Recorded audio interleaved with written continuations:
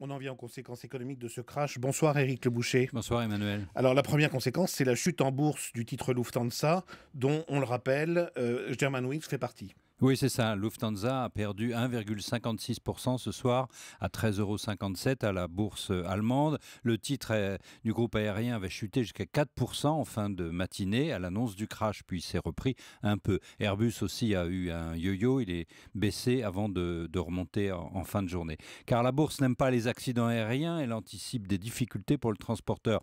Soit les avions sont remis en cause, ici l'A320 de Germanwings datait de 1990, un vieil avion donc, soit ce sont les services de maintenance qui sont critiqués et cela va se chiffrer en millions d'euros pour les moderniser, soit plus grave encore, c'est la réputation de la compagnie qui est mise en cause. Est-ce que ça risque d'être le cas pour Lufthansa? Franchement, je ne crois pas, mais pour sa filiale low cost, Germanwings, sûrement à un moment, les syndicats vont s'emparer de l'accident pour dénoncer les conditions de travail, les rémunérations, les heures de vol, les pauses, etc.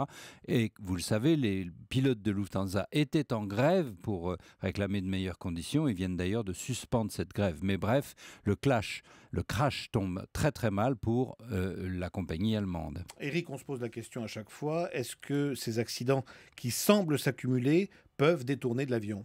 Je ne crois pas, hein. L'avion est lié aux classes moyennes et ces classes moyennes explosent en Chine, en Inde, au Brésil. Le trafic aérien va lui-même exploser en conséquence dans les années à venir.